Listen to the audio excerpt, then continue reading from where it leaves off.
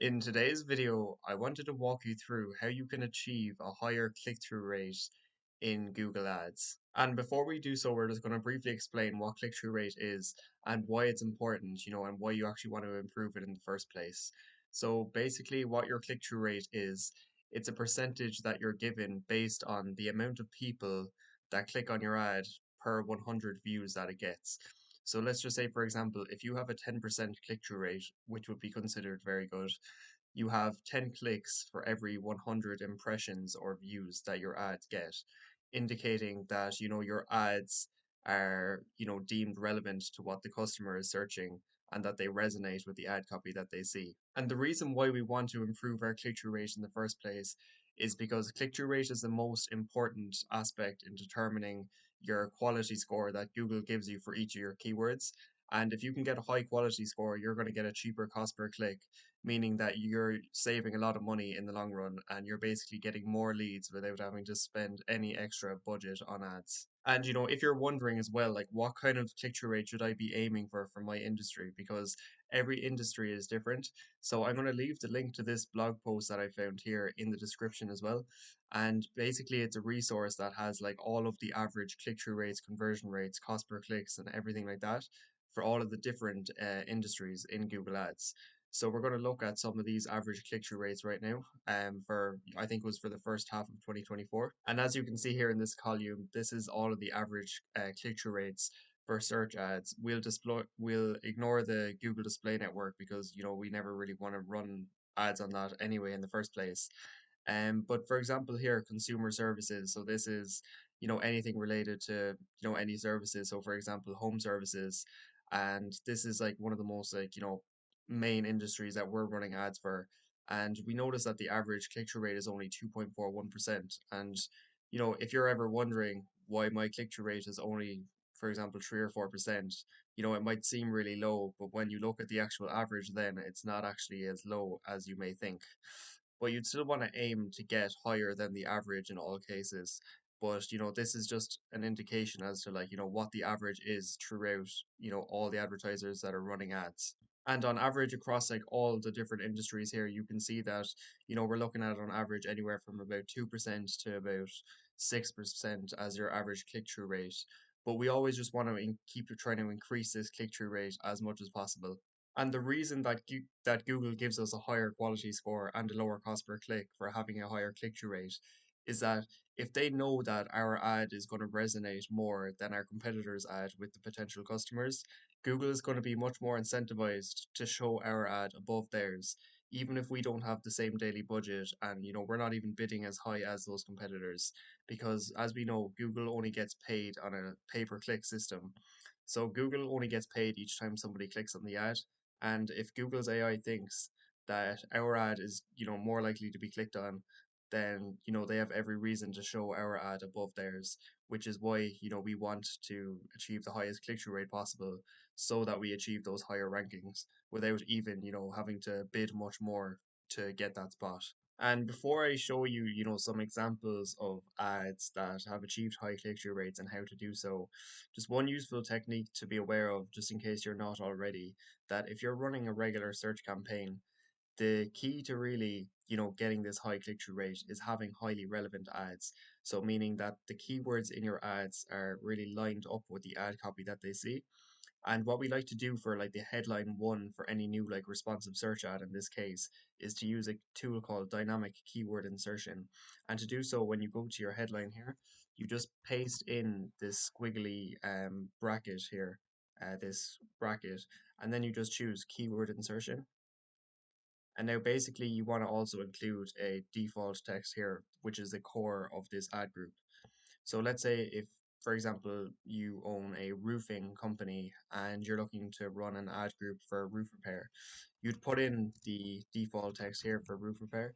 And the whole purpose of the default text is that if any of your keywords aren't triggered to appear as headline one, then you know that this default text will appear instead. That's also relevant to that ad group. And you'd also just choose title case here and then press apply. So that's basically how to use dynamic keyword insertion.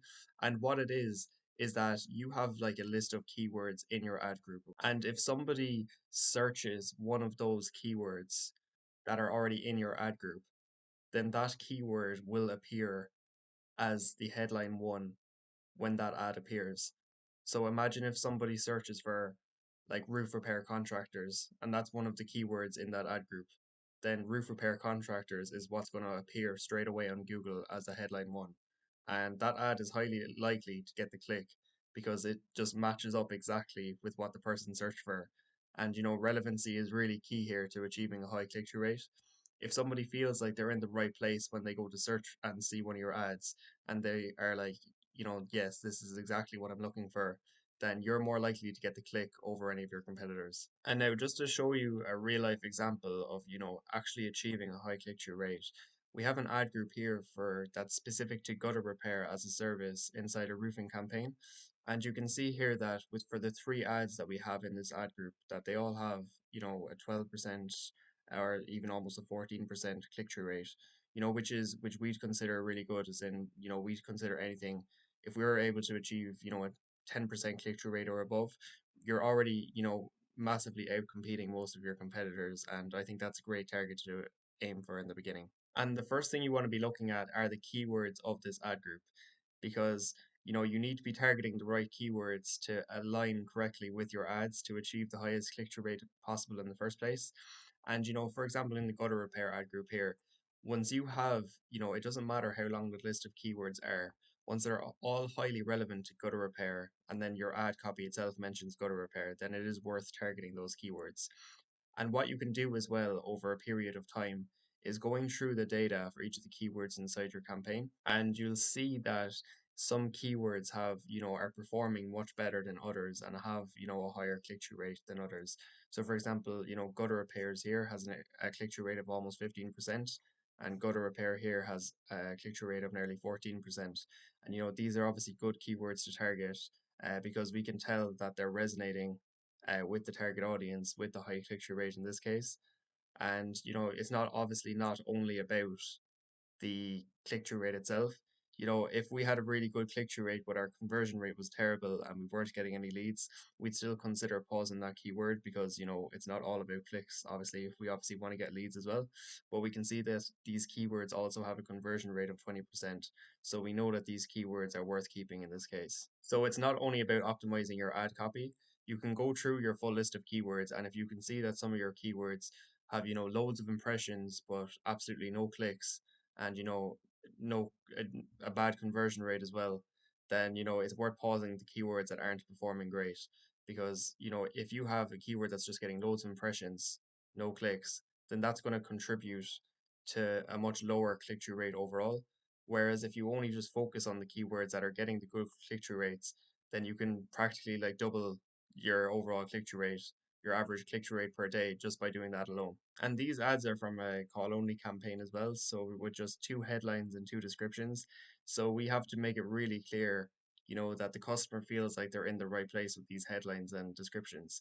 Because at least for regular search ads, you have 15 headlines and four descriptions, so that you're giving Google a lot of a much bigger chance really to show the best headlines and make it more likely that you get the click. Whereas with these types of ads, you have to make it really clear that they're in the right place to get that click through rate as well.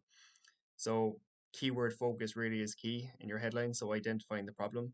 So if all your keywords in an ad group are related to gutter repair, like it is in this case, then you really want to mention that in your ad, because that's going to increase your click-through rate and quality score a lot. You also want to point out the benefits of why they should choose you as well.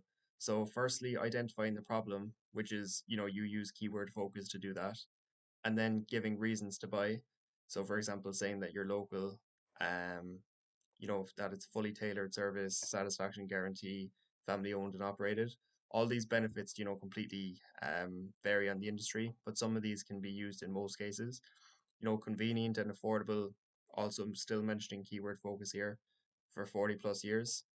And then also saying, what happens next.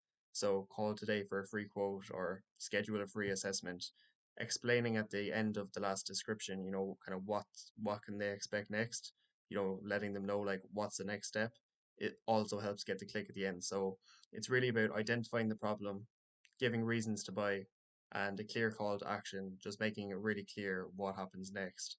Like once they click on the ad and like, what are the next steps?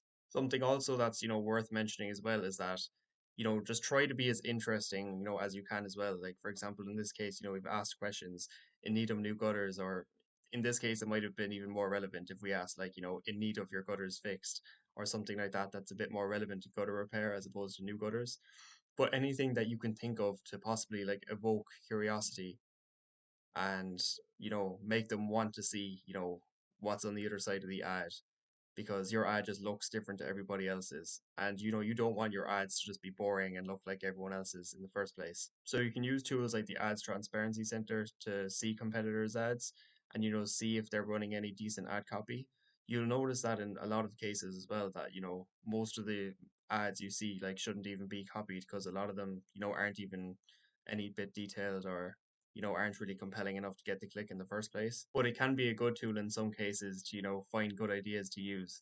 But sometimes as well, you just have to get like creative and, think of things that like, what would make me stop from scrolling on this ad? Like what is a good scroll stopper that would make me just stop and actually read this ad and want to click on it? Because most of the time when somebody goes to search something on Google, they just start scrolling down the page straight away. We want pattern interrupts as much as possible, and doing anything to evoke curiosity or any kind of emotional triggers, for example, putting an offer in there, like a no-brainer offer in there, would, make a big difference as well. Lastly, as well, I actually thought it would also be worth mentioning that with Google's targeting after getting a lot broader in the last 1 to 2 years, I'd recommend for any new campaign or like in a new account with very little data that you'd almost run exclusively exact match keywords as opposed to like phrase match as we've done here. In this case, we have gotten a lot of data, so the search terms that we're getting are almost all relevant in this case. But you might notice that if you're running a new campaign, that you might be getting a lot of irrelevant search terms that you don't want to appear for. And if you're getting a lot of irrelevant search terms in your search terms report that aren't relevant to the ads themselves, your click-through rate might be lower because of this, because the ads that they see isn't relevant to the search term that they search for. And also, even if we were to get the click from one of those search terms, if it's an irrelevant search term, the chances are that they're not going to turn into a conversion anyway because it's not relevant to what you offer. So I usually would recommend starting out with all exact match keywords, especially if you have the search volume for it in the beginning. And by doing so, you'll just get good quality traffic that, most of the search terms you get are going to be relevant to the ads that they see. And that'll just help your likelihood as well of getting the clicks and getting your high click through rate early on in the campaign life cycle. So I hope this video gave you clarity when it comes to getting a higher click through rate inside Google Ads. If you do have any questions at all regarding click through rate or any other aspects of Google Ads, feel free to leave a comment down below. And if you do like this kind of content as well, we'll be posting all things related to Google Ads here daily on the channel. And if there's anything at all you'd like us to make a video on, feel free to leave a comment down below as well. And hopefully I'll see you in the next video.